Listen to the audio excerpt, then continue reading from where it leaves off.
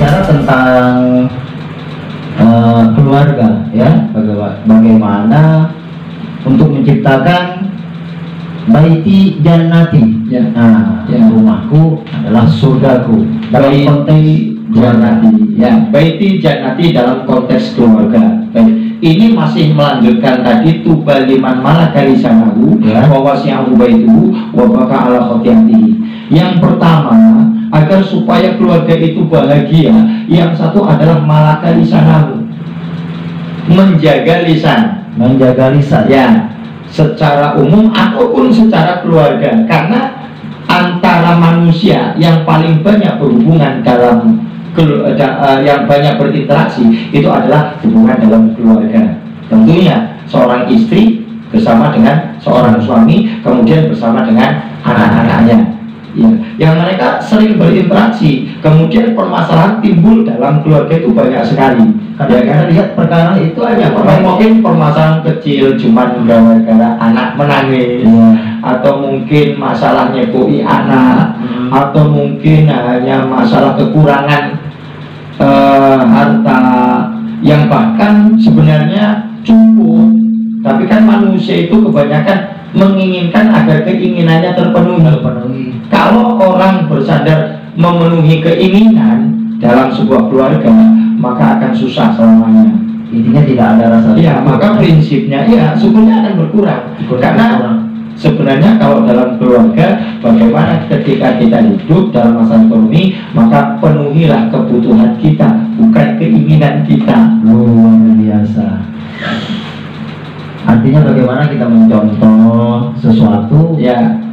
Mungkin ada yang mau yang tadi saya sampaikan, ya. Pertama, menjaga lisan. Oh, masih ada kelanjutannya. Menjaga lisan, seorang istri harus bisa menjaga lisannya, ya. Walau bagaimanapun mungkin suami ini penyabar, tapi istri bukan berarti boleh semena-mena mengangkat suami. Atau sebaliknya, istrinya seorang yang penyabar, sementara suaminya orang yang suka egois, suka marah-marah. Maka walau bagaimanapun tetap suami harus bisa menjaga omongannya. Karena kan kita tahu secara umum bahwa salamatul insan fi lisan, selamatnya manusia kalau dia mampu untuk menjaga lisannya. Bahkan sampai dikatakan, maka yu'minu billah wal yaumil akhir falyaqul khairan aw yasmut. Barang siapa yang beriman kepada Allah dan kepada hari akhir, maka ngomonglah yang baik. Kalau tidak bisa ngomong yang baik, maka lebih baik diam. Maka perkataan ini penting, sangat berpengaruh. Manusia itu akan bisa terluka. Lebih pedih ketika terluka itu ditimbulkan oleh mulut daripada yang ditimbulkan oleh pedang atau pisau. Karena apa? Karena kalau pedang, pisau mengenai zahir, tapi kalau mulut yang berbicara, hati yang terkena. Luar biasa. Itulah sahabat USG dimanapun kalian berada, penjelasan yang begitu sangat luar biasa sekali, sangat komplit sekali, ya. Bagaimana kita mencontohi akhlaknya Rasulullah SAW. Artinya adalah apa? Hidup ini butuh proses, ya, butuh proses. Bagaimana untuk mengikuti sesuatu yang mana itu yang diajarkan di dalam Islam. Ya, terus yang tadi kan, yang tadi kan pertama untuk menuju bahagia ini. Yang satu menjaga lisannya, ada kelanjutannya. Ya. Yang kedua, wawasyahu baituhu, buat rumah yang luas, Itu kalau arti secara zahir ini akan salah paham nih. Jadi kalau orang yang ingin bahagia, rumahnya harus besar. Ya benar. Ya kan, kalau secara logik kan seperti itu. Logikanya seperti itu. Namun makna di sini bukan rumah yang dimaksud seperti itu. Namun bisa kita contohkan. Yang namanya rumah itu adalah hati. Ya.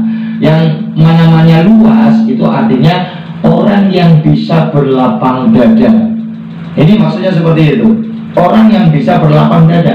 Kalau orang bisa berlapang dada dengan keadaan, maka keharmonisan dalam keluarga akan tercipta. Karena gini, paling gampang contohnya, yang namanya ketika hati ini lapang, hati ini bisa menerima, maka paling simpelnya adalah rukun. Ya. Gambaran yang paling sederhana adalah rukun. Jadi wawasi'ahu baituhu itu adalah rukun. Rukun itu artinya gini, ketika orang rukun, biar sesempit apapun rumah, maka akan terasa lapang. Iya atau tidak? Terasa nyaman. Terasa lapang, terasa nyaman. Paling contoh gampang, ketika istri sama suami itu rukun, biar tilangnya cuma 1 meter, dia akan merasa nyaman. Iya kan? Tapi kalau dia tidak rukun, biar tilangnya itu 3 meter, dia akan terasa sempit. Bahasa Inggrisnya itu sumpok. Sumpok itu apa? Oh itu bahasa Inggris. Bahasa Inggrisnya tuh, bahasa Inggrisnya kayak tuh ya. Terasa sempit. Rukun tadi ya, rukun ini contohnya rukun ini. Ketika suami sama istri ternyata ada masalah, dan kemudian karena ada masalah, maka saya yakin ketika istri sudah masuk ke kamar, suami mau masuk ke kamar tidak jadi. Kenapa? Karena tidak rukun. Atau sebenarnya suami sudah berada di kamar, si istri sudah di luar kamar, mau masuk ke kamar, tahu di kamarnya ada istri, ada suami, gak jadi masuk. Kenapa? Tidak rukun. Kalau mungkin dia tidur satu di sebelah sisi sebelahnya, yang satu di sisi sebelahnya lagi, berjauhan namanya. Kalau tidak rukun, malah seperti main petak umpet. Iya, sama dengan anak ketika dengan orang tua tidak rukun, ya itu juga dia akan tidak nyaman berasa di rumah sendiri. Kan itu. Jangan disalahkan kalau anak keluar. Makanya wawasi'ahu baituhu itu adalah tidak menjadi keluarga yang rukun, sehingga terasa rumah kita menjadi baiti jannati, terasa nyaman, terasa indah. Subhanallah. Ya, memang sulit kan ya, sulit. Tapi yang namanya hidup itu ya, proses. Ya, omong berbicara mungkin gampang, tapi melakukannya ini memang sulit. Tapi ketika kita tahu hal itu, paling tidak ketika terjadi permasalahan dalam keluarga, ini menjadi sandaran. Ini cobaan. Nah, ketika mungkin suami mau serong, balik dia akan kembali, ini cobaan. Jangan sampai sadar. Atau sebaliknya, ini sebagai sandaran, cobaan. Maka sumbernya apapun, sebesar apapun cobaan dalam keluarga, tetap harus disertai dengan kesabaran. Ya, enaknya ngomong, ketika ada permasalahan, maka jangan mengambil keputusan sepihak. Datangkanlah syariat agama di tengahnya, ambillah agama, pasti masalah akan bisa terselesaikan dengan baik. Artinya orang yang bijak itu bukan orang yang hebat itu orang yang cerdas, bukan orang yang bijaksana berarti ya. Dan orang yang bijaksana dan bijaksini kan begitu. Ya, bijaksana juga. Kalau bijaksana aja kan repot nih. Ya, sampai ada orang yang cerdas itu yang seperti apa? Orang yang cerdas itu adalah orang yang mampu untuk membuat cara melakukan sesuatu sehingga dia selamat dari neraka Allah. Itu luar biasa.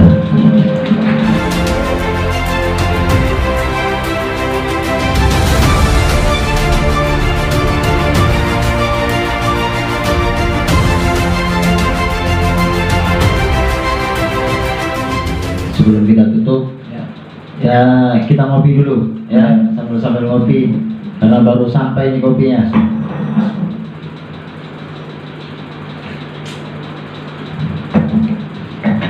Baiklah sahabatku, subhanallah ya, sangat luar biasa penjelasan beliau, guru kita tentang bagaimana meneladani Rasulullah SAW di segala aspek, baik itu dalam sisi pendidikan, dalam sisi keluarga. Mudah-mudahan kita menjadi umatnya Rasulullah SAW. Artinya adalah apa sahabatku ya? Allah ciptakan surga itu untuk dimasuki. Ya, dan Allah ciptakan neraka untuk agar manusia berhati-hati, bukan untuk dipenuhi dalam neraka jahanam. Nah, ini semua terpulang kepada kita. Kita diberikan akal sebagai modal untuk berpikir mana yang baik kita. Nah, modal ini jangan kita sia-sia. Amin. Mudah-mudahan kita menjadi manusia yang selalu mendapatkan keberkahan dari Allah Subhanahu wa taala. Amin. Selalu diridhoi oleh Allah Subhanahu wa taala.